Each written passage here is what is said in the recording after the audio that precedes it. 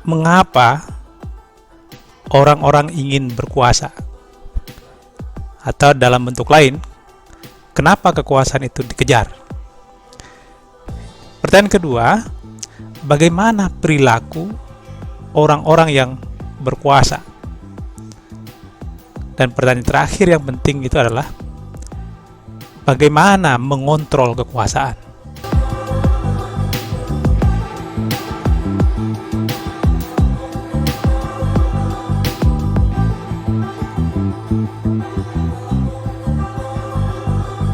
Bismillahirrahmanirrahim. Assalamualaikum warahmatullahi wabarakatuh. Sahabat-sahabat pecinta ilmu yang berbahagia, pada sesi kali ini kita akan berdiskusi terkait dengan lanjutan dari sesi-sesi sebelumnya. Sesi kali ini paling tidak akan menjawab beberapa pertanyaan. Pertanyaan pertama adalah, mengapa orang-orang ingin berkuasa? Atau dalam bentuk lain, kenapa kekuasaan itu dikejar? Pertanyaan kedua, bagaimana perilaku orang-orang yang berkuasa? Dan pertanyaan terakhir yang penting itu adalah bagaimana mengontrol kekuasaan? Jadi sesi kali ini paling tidak akan menjawab 3 pertanyaan itu. Di samping ada beberapa hal lain yang mungkin akan kita jelaskan secara rinci. Baik, kita akan melanjutkan diskusi sesi ini berdasarkan 3 pertanyaan utama tadi yang sudah saya sampaikan di awal. Saya akan mulai dengan pembahasan tentang sebenarnya apa sih yang membuat orang ingin berkuasa. Nah, ini saya akan mulai dari sumbangan ilmu ekonomi atau mungkin psikologi.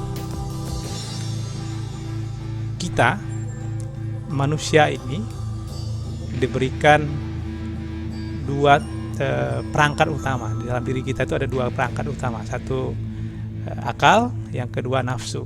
Nafsu itu yang berlebihan cenderung buruk, maka fungsi akal lah yang digunakan untuk menundukkan nafsu. Kehidupan kita ini sebenarnya di drive satu kata yang bernama utilitas. Utilitas itu apa? Utilitas itu adalah tingkat kepuasan. Jadi kita itu di drive oleh tingkat kepuasan kita sendiri. Dan yang utilitasnya, kepuasannya itu baru muncul misalnya kalau punya istri cantik, atau punya suami kaya, atau punya mobil mewah, punya rumah gedong, dan seterusnya. Nah, utilitas itu macam-macam. Tingkat antar satu orang dengan orang lain itu beda-beda. Tetapi secara garis besar sebenarnya utilitas itu dibagi 2. Satu utilitas yang bersifat material, benda barang, berlian, emas, apalagi ya, uang dan seterusnya. Itu utilitas material, kepuasan material. Jadi orang baru merasa puas kalau dia menggenggam materi, menggenggam uang, berlian dan seterusnya, menguasai ekonomi. Utilitas materi. Ada lagi yang satunya utilitas non material. Utilitas non material. Kalau tadi yang material, ada utilitas non material. Apa itu kepuasan non material? Kepuasan yang tidak berbentuk materi. Salah satu contoh tadi dengan pendidikan. Contoh lain misalnya ada orang yang sudah puas hidupnya kalau dia bisa beribadah setiap hari. Dia bisa ke masjid setiap hari, dia bisa ke gereja setiap minggu, atau ibadah-ibadah dalam bentuk lainnya. Apa bedanya di 2 utilitas ini? Bedanya adalah utilitas yang material itu cenderung terbatas jumlahnya.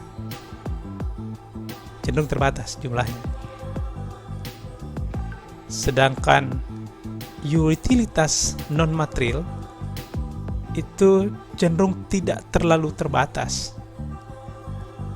Contohnya,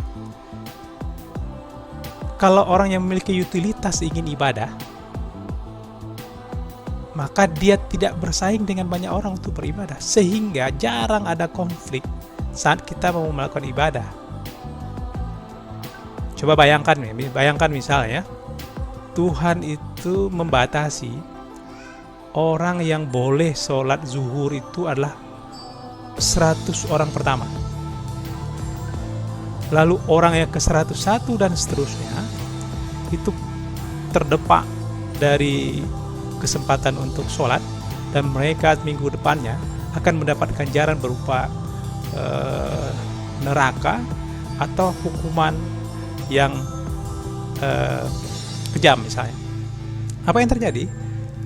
Yang akan terjadi itulah ada orang akan berkompetisi habis-habisan untuk bisa melaksanakan sholat zuhur di 100 kesempatan pertama. Nah, bagaimana dengan utilitas material? Kepemilikan material kadang-kadang diatur, kadang-kadang tidak diatur kemampuan memilikinya. Sehingga di dunia ini misalnya kita tidak heran ada 1% orang menguasai 85% kekayaan misalnya.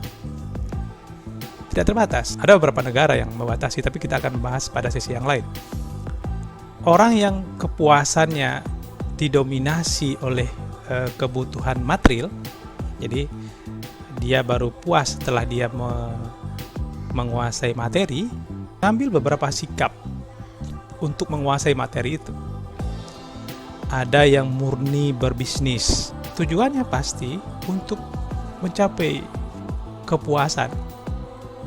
Yang kepuasan itu dalam bentuk yang itu bisa kadang-kadang diilusikan sebagai kebahagiaan. Ada orang yang merebut harta warisan, ada orang yang mencuri, ada yang menipu, ada macam-macam. Tetapi di balik itu semua ada satu alat yang dengan alat itu sumber daya relatif bisa dikuasai dengan cara yang relatif lebih mudah. Apa itu? Ya politik. Oke, saya jelaskan. Kenapa politik bisa memenuhi hasrat kepuasan seseorang. Politik adalah satu alat di mana wewenang didistribusikan. Semakin tinggi jabatan politiknya, semakin tinggi wewenangnya. Wewenang ini memungkinkan orang untuk mengumpulkan sumber daya.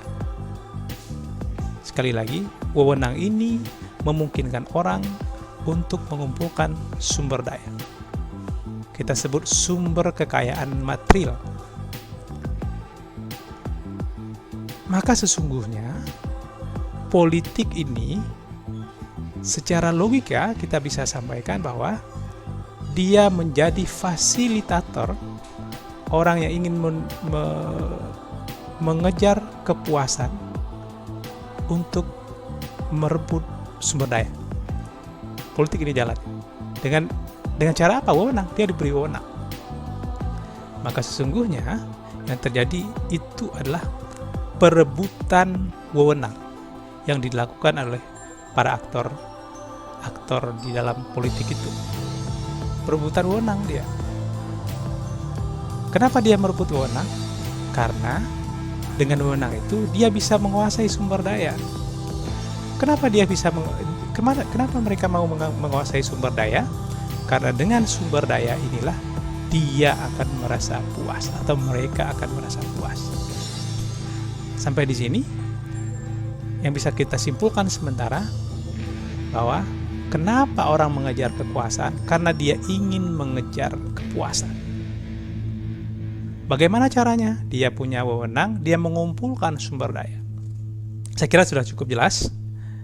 Kalau Anda masih merasa perlu ada tambahan informasi, nanti di bagian komentar, nanti ditulis saja komentarnya. Mungkin saya akan bisa menjelaskan secara lebih mendalam lagi. Baik, kita lanjutkan. Baik ya. Pertanyaan kedua yang perlu kita jawab, bagaimana sesungguhnya perilaku para penguasa ini, orang yang memiliki wewenang ini, yang dengan wewenang itu bisa mengumpulkan sumber daya.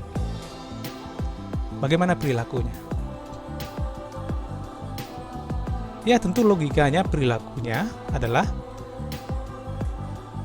para penguasa ini akan memaksimalkan kemampuannya dengan segala wewenang yang dimiliki untuk memaksimalkan penguasaan sumber daya. Sesimpel itu sebenarnya menjadi perilakunya. Nah, sampai di sini nanti kalau kita menemukan beberapa contoh, itu berbeda-beda juga tingkatnya. Ada yang sangat sentralistik, misalnya hanya terkumpul kepada 1, 2, atau 3 orang. Ada yang didistribusikan dalam jumlah yang relatif lebih banyak. Ada juga yang dibagi untuk sebagian publik, sebagian dan seterusnya. Tetapi prinsipnya dengan penjelasan yang kita lakukan di awal, prinsipnya perilaku orang-orang yang berkuasa dalam politik itu pada umumnya menggunakan wewenangnya untuk memaksimalkan kepemilikan sumber daya. Lalu apa yang terjadi kalau perilakunya seperti itu? Yang akan terjadi adalah akan memungkinkan kelompok penguasa menggunakan segala cara untuk mengumpulkan sumber daya.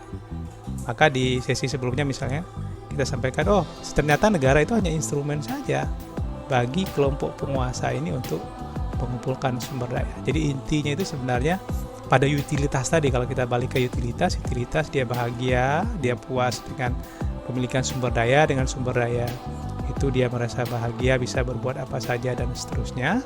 Nah, dikejar dengan cara memiliki wewenang untuk penguasaan itu. Secara operasional, wewenang itu bisa banyak bentuk. Misal, menandatangani keputusan untuk memindahkan hak tanah kosong menjadi milik seseorang atau milik badan hukum tertentu.